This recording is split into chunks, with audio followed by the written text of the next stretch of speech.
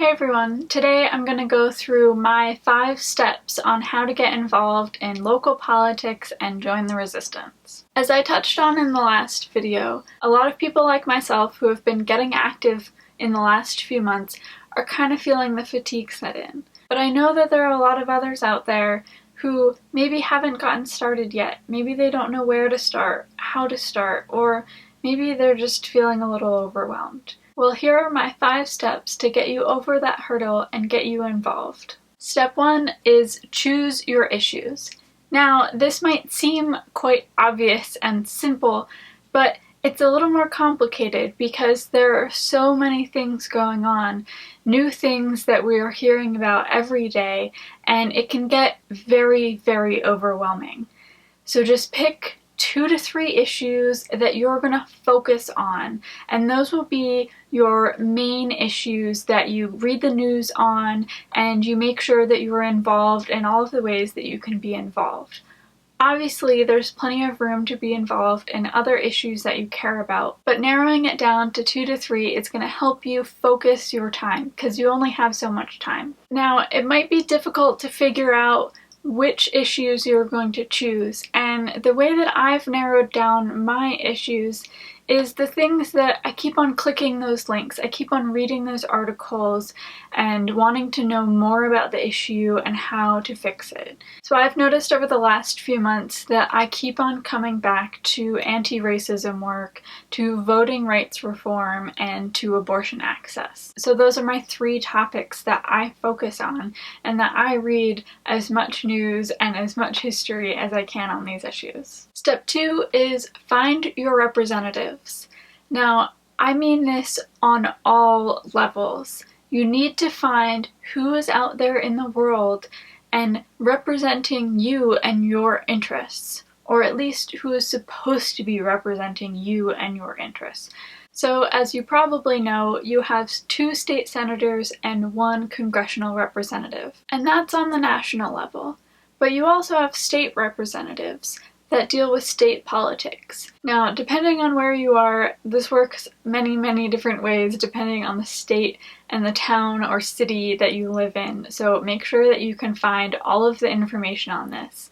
For New York City, we also have council members, and they work directly towards city politics. But no matter what representatives you have or how many at different levels, make sure that you find them. Follow them on all of the social media that you can. Sign up for their newsletters.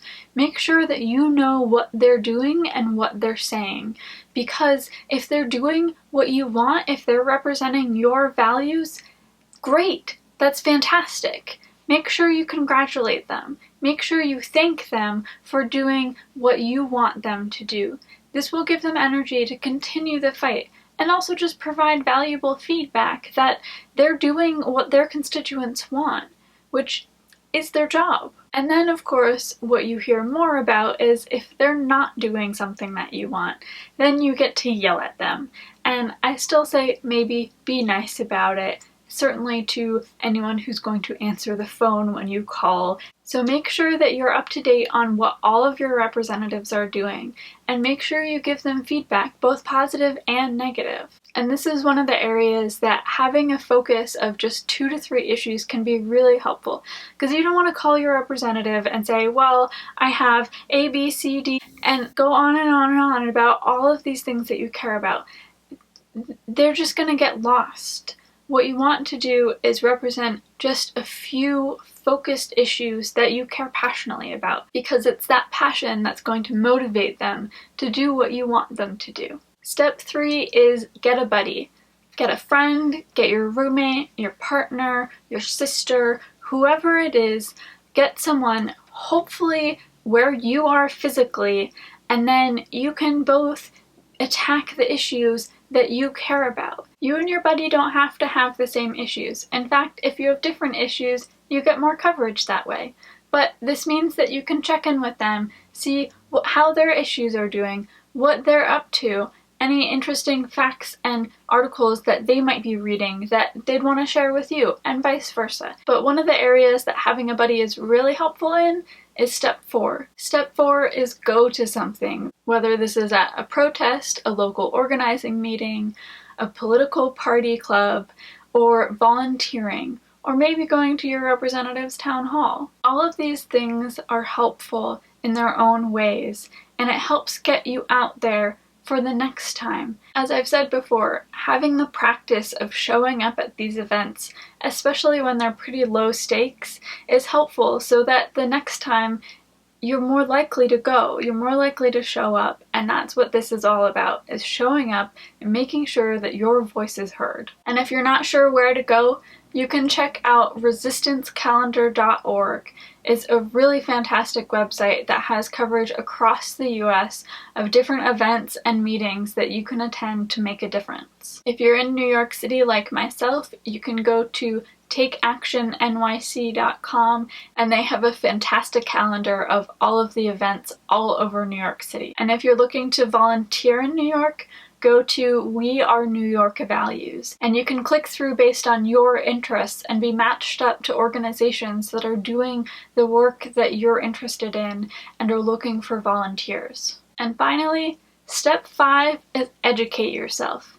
This is probably one of the most important steps in this process. If you're looking for reform in our political system, figure out how it works now, how it's been changed in the past, and how to go about getting it changed in the future. Looking to do anti-racism work? Figure out how systemic racism pervades every single aspect of our society. And learn how to check your privilege, especially if you're white, or cis, or straight, or wealthy, or able-bodied. Fighting for affordable healthcare?